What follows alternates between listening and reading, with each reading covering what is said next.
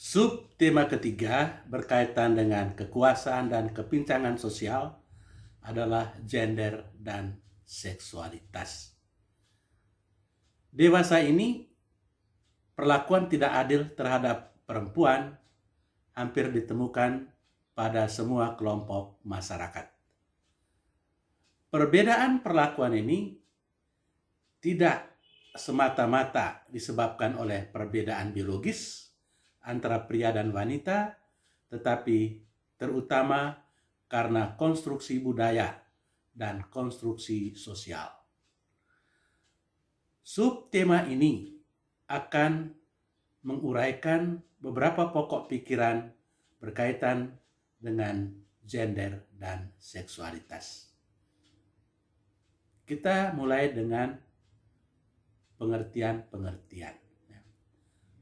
Pertama, seks. Apa itu seks?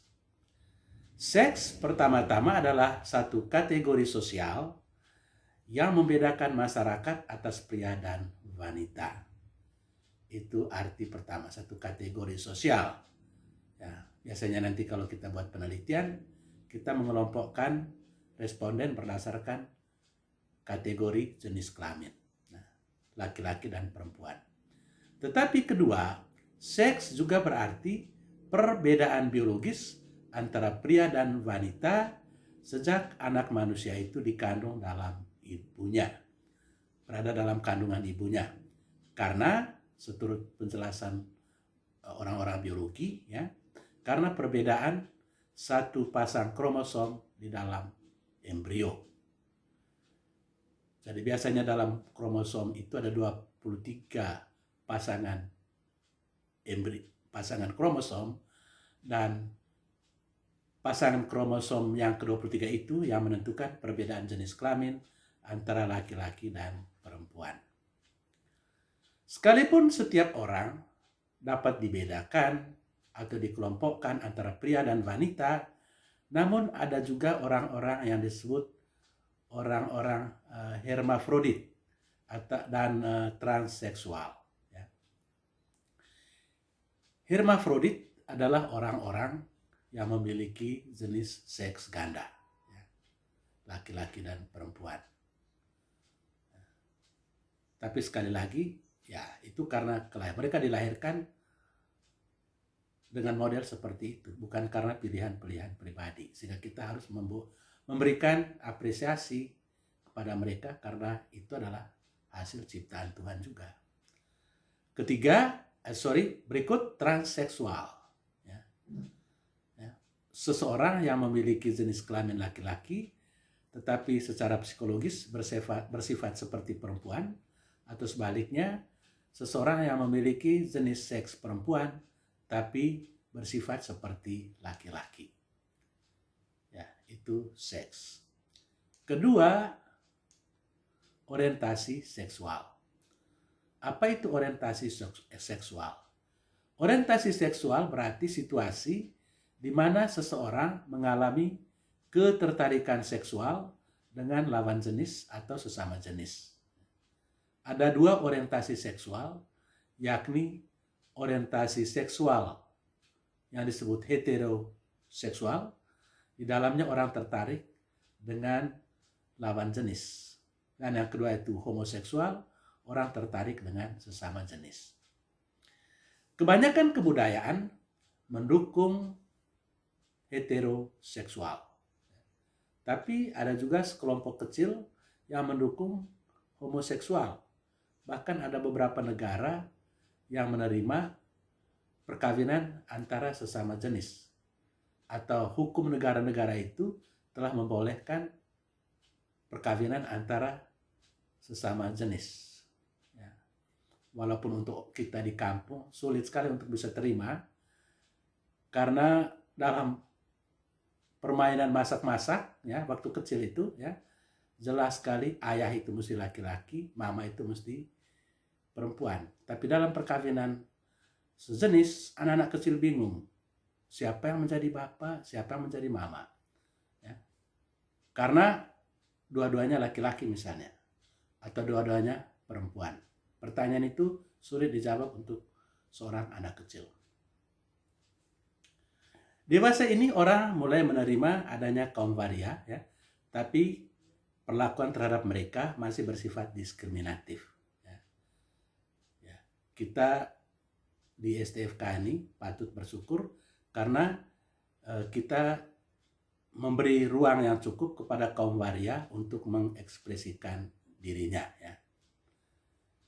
Kita masih ingat waktu Pesta Emas STFK Ladalero, ya, para kaum waria itu diperbolehkan untuk membuat fashion show, ya, atau menjadi MC dalam seluruh acara. Jadi kita lumayan memberikan ruang kepada kaum waria ini. Ya. Ketiga, gender. Ya, gender. Apa itu gender? Gender berarti, ya, sifat-sifat atau kekasan yang dikaitkan dengan masing-masing seks, entah sebagai laki-laki atau sebagai perempuan. Ya. Sifat-sifat atau kekasan yang dikaitkan dengan masing-masing gender, masing-masing seks, entah sebagai laki-laki atau sebagai perempuan. Ya. Gender, sebagaimana dikatakan tadi, merupakan satu konstruksi budaya, satu konstruksi sosial, dan bukan karena faktor-faktor biologis. Dan setiap masyarakat mempengaruhi seseorang dalam menjadikan dia laki-laki atau perempuan. Jadi kita lihat, ada perbedaan biologis antara laki-laki dan perempuan. Ya. Tetapi sejak lahir tidak ada ketentuan bahwa laki-laki lebih superior daripada perempuan. Atau perempuan lebih inferior daripada laki-laki. Ya. Kebudayaanlah yang telah menciptakan perbedaan-perbedaan yang bias gender, di mana laki-laki diposisikan lebih tinggi daripada perempuan. Kebudayaanlah yang telah menciptakan sistem di mana laki-laki lebih berkuasa daripada perempuan. Oke. Itu adalah hasil konstruksi sosial. Dan karena itu adalah hasil konstruksi sosial, maka tidak mungkin bahwa hal itu bisa direkonstruksi, ya, supaya perempuan setara dengan laki-laki. Gender dan proses sosialisasi. Bagaimana perbedaan antara laki-laki dan perempuan itu menjadi semakin lebar, ya, seiring dengan bertambahnya usia. Ya. Ya. Gender adalah unsur yang sangat penting dalam proses sosialisasi. Ya. Ya. Dalam semua masyarakat, hampir semua anak bisa mengetahui entah pada umur berapa bahwa dia itu pria, bahwa dia itu wanita. Ya. Sebetulnya pada awal perkembangannya, perbedaan antara laki-laki dan perempuan itu belum terlalu menonjol. Ya. Di dalam buku saya mengutip hasil penelitian dari Larry Bernard terhadap mahasiswa S1. Hasil penelitian itu menunjukkan bahwa pada tingkat mahasiswa, ya, perkembangan pria dan wanita secara psikologis tidak terlalu banyak berbeda. Jadi ada cukup tinggi persentase wanita yang memiliki ciri-ciri maskulin, demikian juga sebaliknya cukup tinggi persentase laki-laki yang memiliki ciri feminin. Tetapi kemudian kebudayaanlah yang mendorong pria untuk menekan ciri-ciri feminin yang ada dalam dirinya dan mendorong wanita untuk menekan ciri-ciri maskulin yang ada dalam dirinya. Dalam masyarakat kita misalnya, kalau kita melihat perempuan memanjat pohon, maka orang akan marah, kau ini macam laki-laki saja. Atau kalau laki-laki menangis, dimarahi, kau ini menangis macam perempuan saja. Seolah-olah laki-laki tidak boleh menangis dan perempuan tidak boleh memanjat pohon. Sejak kecil, kita belajar untuk bertingkah laku, ya, sebagai seorang wanita atau sebagai seorang laki-laki, menurut definisi masyarakat itu, apa artinya laki-laki dan apa artinya menjadi perempuan. Nah, sejak kecil kita sudah diajarkan mengenai hal-hal itu. Kalau engkau perempuan, engkau bantu ibu kerja di dapur, timba air, tumbuk padi, dan seterusnya. Ya. Kalau engkau laki-laki, kau bantu ayah cari kayu api, ya, urus pindah hewan ternak, dan lain-lain. Nah, bagaimana proses bias gender itu bisa terjadi? Oke. Proses bias gender itu terjadi sejak berada di dalam kandungan ibu, ya. Karena kebanyakan orang atau kebanyakan keluarga, ya, lebih suka memiliki anak laki-laki ketimbang anak perempuan, ya. Ketika saya mengajar mahasiswa kesehatan, di mana mahasiswinya itu lebih banyak daripada laki-laki, saya membuat survei sederhana. Saya tanya, kalau nanti kemudian engkau menikah, engkau ingin dapat anak laki-laki atau perempuan? Cukup tinggi persentase yang mengharapkan mereka mendapat anak laki-laki. Jadi kita bisa bayangkan, bahkan perempuan sendiri juga lebih menginginkan anak laki-laki ketimbang anak perempuan. Cuma sedikit yang mengatakan bahwa baik laki-laki atau perempuan sama saja, tergantung Tuhan mau beri siapa, anak laki-laki atau anak perempuan. Jadi itu sejak dalam kandungan ibu, seorang anak sudah ada preferensi dari orang tua, ya, oke. Dan kebanyakan orang tua lebih menginginkan anak laki-laki ketimbang anak perempuan. Proses bias gender itu dilanjutkan ketika anak masuk sekolah. Ya. Dulu kadang-kadang ada sekolah khusus untuk laki-laki dan ada sekolah-sekolah khusus untuk perempuan. Nah, dalam sekolah-sekolah itu, ya, dalam pemisahan itu, ya, perbedaan gender itu semakin diperkuat, ya, diperkuat. Proses bias gender itu diteruskan lewat permainan. Ya. Oke, sekalipun mereka sekolah di sekolah yang sama, tetapi ada permainan-permainan yang khas untuk laki-laki dan ada permainan-permainan yang khas untuk perempuan. Ya. Laki-laki yang terlibat dalam permainan yang khas untuk perempuan akan diolok-olok, kau itu macam perempuan, bencong lah atau waria lah. Ya. Sebaliknya kalau ada perempuan yang mengikuti permainan yang khusus untuk laki-laki, dianggap sebagai tomboy. Ya. Jadi perempuan menekan ciri-ciri maskulinnya dan laki-laki menekan ciri-ciri feminin yang ada di dalam dirinya. Proses itu diperkuat lagi oleh media, khususnya televisi, yang memposisikan pria lebih superior daripada perempuan. Banyak iklan di televisi, ya, menunjukkan bahwa laki-laki lebih hebat daripada perempuan. Dan seringkali perempuan itu dijadikan objek seks. Ya. Saya ingat satu iklan, saya lupa iklan apa itu, tapi dalam iklan itu ditunjukkan ada jurang dan perempuan itu jatuh ke dalam jurang. Ya. Kemudian laki-laki turun ke bawah, lompat ke bawah menangkap perempuan itu sehingga perempuan itu tidak terjatuh. Ya. Dan kemudian dia mengangkat kembali perempuan itu ke atas. Pertanyaannya adalah, mengapa perempuan yang jatuh dan bukan laki-laki? Ya. Kedua, mengapa perempuan yang jatuh itu tidak ditolong oleh perempuan, melainkan oleh laki-laki? Ketiga, mengapa bukan laki-laki yang jatuh dan tidak ditolong oleh perempuan? Jadi itu iklan itu sudah menunjukkan pesan bias gender, bahwa laki-laki lebih superior daripada perempuan. Kemudian iklan-iklan juga menunjukkan bahwa orang yang menjadi bintang iklan untuk produk-produk rumah tangga itu pada umumnya perempuan. Ya. Sedangkan iklan-iklan untuk produk yang mengandung kekuatan, kekuasaan, umumnya bintang iklannya itu adalah laki-laki. Ya. Menurut Irving Goffman, ya, salah seorang pemerhati iklan-iklan di televisi, ya, pria selalu ditampilkan lebih tinggi daripada perempuan dan menunjukkan superioritas terhadap perempuan. Contoh foto-foto dulu kalau ada orang berpacaran, ya, perempuan duduk di kursi dan laki-lakinya berdiri di sampingnya. Jadi laki-laki lebih tinggi daripada perempuan. Atau kalau perempuannya tidur di tempat tidur, laki-lakinya duduk. Itu menurut Irving Goffman berdasarkan observasi. Ya. Jadi bahkan dalam foto-foto juga, ya, laki-laki diposisikan lebih tinggi daripada perempuan. Ya. Gestur laki-laki juga lebih menunjukkan kompetensi dan profesionalisme, ya. Sedangkan perempuan menunjukkan kelemah lembutan atau ketergantungannya kepada laki-laki.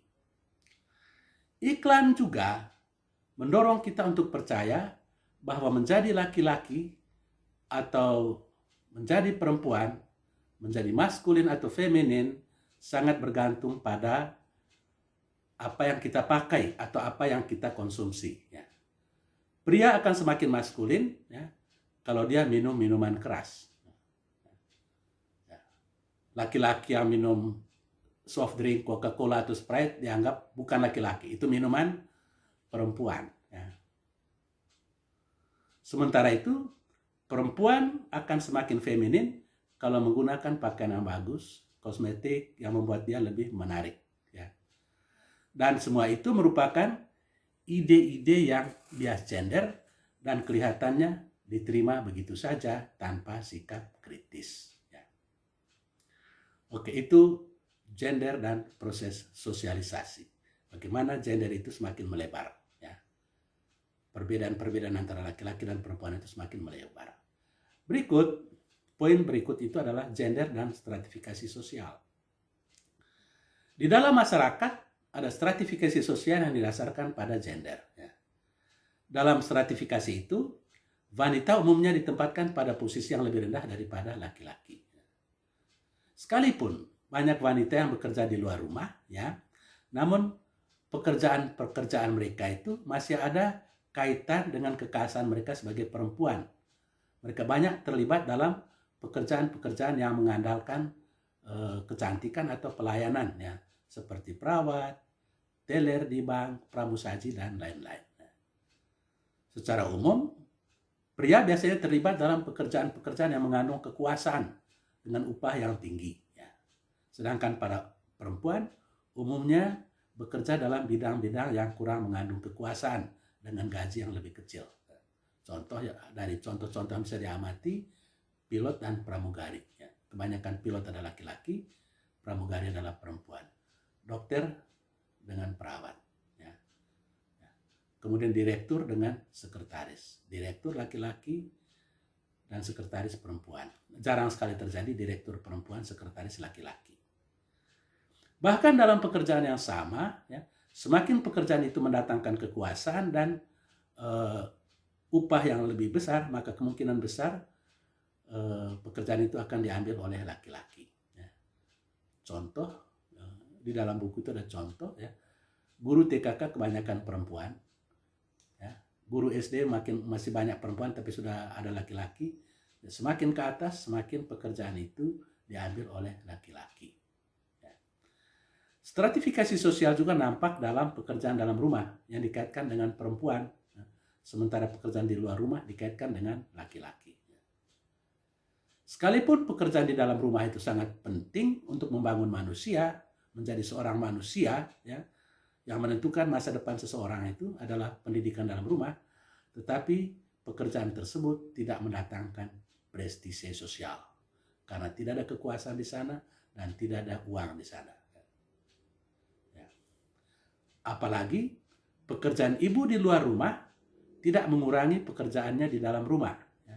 Karena itu kita lihat para perempuan itu seringkali terlibat dalam beban ganda, yakni bekerja di luar rumah dan sekembali dari kantor masih bekerja untuk urusan-urusan rumah tangga.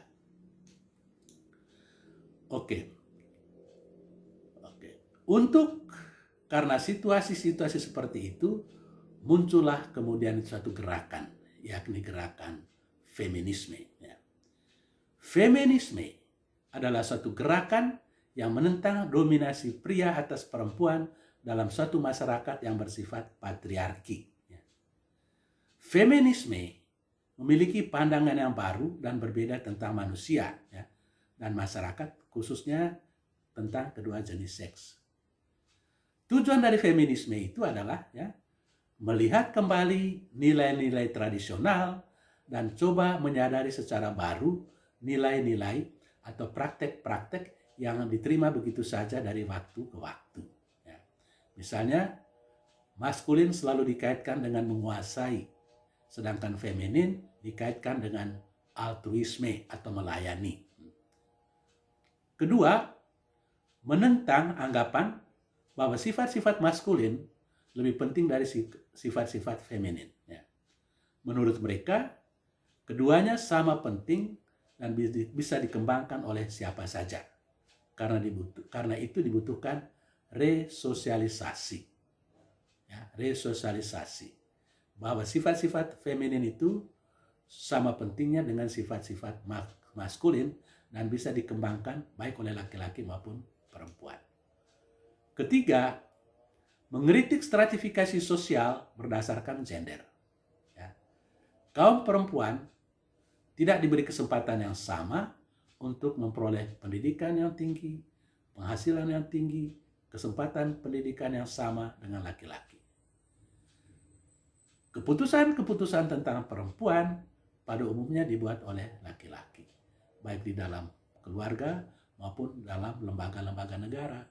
Karena kebanyakan anggota dalam lembaga-lembaga negara itu adalah laki-laki.